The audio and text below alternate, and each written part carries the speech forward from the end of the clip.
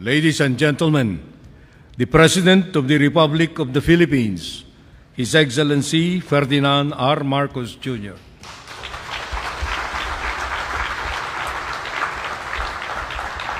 Maraming salamat, Executive Secretary Luke Bersamid. Please take your seat. The Senate President Francis Escudero, and the other members of the Senate here with us today, the Senior Deputy House Speaker Aurelio Gonzalez, and other honorable members of the House of Representatives, the honorable members of the Cabinet. Teka, may laman pa ba yung kabinete ko? Who am I addressing now?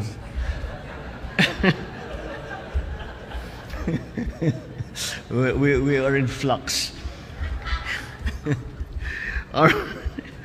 Our partners and stakeholders from the DepDev. This is our new terminology for what used to be NEDA, and for the PhilVox Modernization Act. Fellow workers in government, distinguished guests, ladies and gentlemen, magandang hapon sa inyo lahat. Ngayong araw, formal na natin ipinipresenta ang dalawang batas na nalagdaan kamakailan lamang. Sa tulong ng mga batas na ito, makakamit natin ang ating layunin na gawing mas maayos, mas ligtas, at mas maginhawa ang buhay ng bawat pamilyang Pilipino.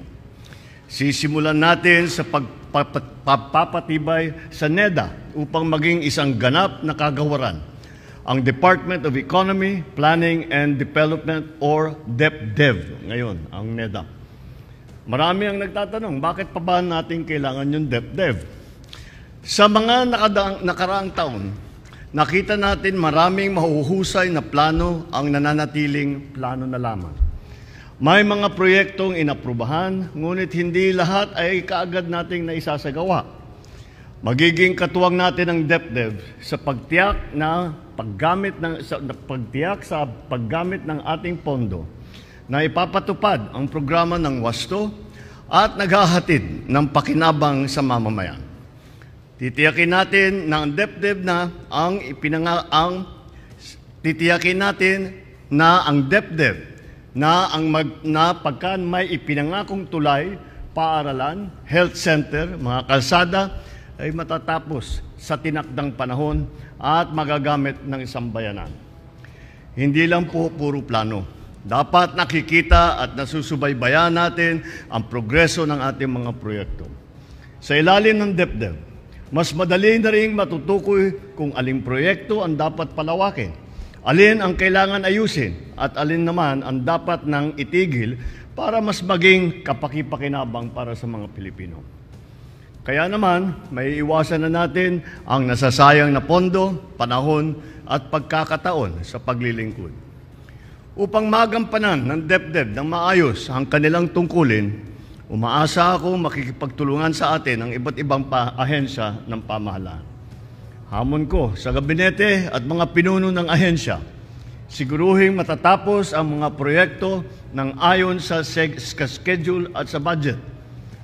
Hindi na tayo papayag na may masyadong cost overrun, mayroong mga time extension, wala namang makatwirang dahilan, and no to non-performing projects. Nasabi ko na rin noon na dapat lahat ng ODA loan, lalo na ang mga lubos na na-delay, ay masusing pinag-aaralan. Mas magiging stricto na rin ang approval ng ODA loan simula na ngayon. Kasabay nito, nangangako tayo na magiging mas mahusay at tapat ang pamahalaan sa paggugol ng pondo ng bayan. Sa ganitong paraan, mas tataas ang kalidad ng ating buhay. Ngunit, kahit gaano pa kahusay ang plano, kung hindi natin mapaghahandaan ang sakuna, baliwala rin ng ating pagsisikap. Hindi lang tahanan o kabuhayan ang maaaring mawala, pati rin ang ating mga mahal sa buhay. Kaya't pinapalakas natin ang paghahanda laban sa sakuna at itinaguyod ang kaligtasan ng mga mamamayan sa pamamagitan ng PhilVox Modernization Act. Alam natin na ang Pilipinas ay nasa Pacific Ring of Fire. Lindol, pagputok ng bulkan at iba pang sakuna, Hindi na yan bago sa atin. Hindi rin pwede iasa sa swerte ang ating kapakanan at kaligtasan. Kailangan ay laging tayong handa sa maaring pinsalang dala ng kalikasan. Sa ilalim ng PhilVox Modernization Act, mas mapapabilis ang paghahatid ng sapat at napapanahong impormasyon na makakatulong sa ating pagharap sa kalamidad.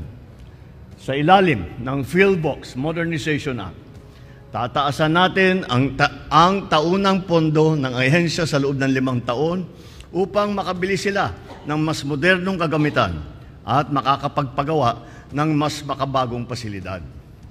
Magpapatayo ang PhilVox ng bagong laboratorio, Centralized Data Center, Learning Hub. Palalawakin palalo natin ang monitoring network at pag-iigtingin din ang pagmamatyag sa mga aktibong bulkan sa buong bansa. Gagamit na ang PhilVox ng machine learning upang mas mapabilis ang pagsusubaybay at pagre-report sa taong bayan ng mga babala. Sa puntong ito, nais ko pong kilalanin ang ating mga siyentipiko, eksperto at field personnel sa PhilVox na patuloy na nagsisilbi upang magkaroon ang bawat pamilyang Pilipino ng kapanatagan at kapayapaan. Hindi po mapapantayan ang mga sakripisyong inialay ninyo upang matiyak ang kaligtasan ng sambayanan. Bagamat araw-araw ninyong hinaharap ang panganib na kaakibat ng inyong trabaho, hindi kayo nag-aatubiling pumunta sa inyong field site, umaga man o gabi. Kasabay nito, hihiyakatin ko ang ating mga kabataan na linangin ang mga kaalaman sa siyensya upang maging mas marami tayong volcanologist, siyentipiko, eksperto. Yan ay ilalagay natin sa DOST or PhilVox na hinaharap.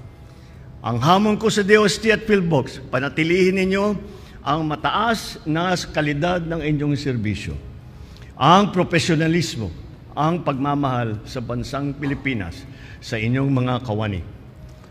Gaano man kalaki ang pondo ay mawawalan ng saysay kung walang puso at paglilingkod. Patuloy po ang pagbibigay ng suporta ng pamahalaan upang mas mapalalim ang inyong kaalaman. Sa pamamagitan ng ating mga batas, isinusulong natin ang gobyerno hindi lamang maging sa papel, kundi maaasahan sa panahon ng pangangailangan.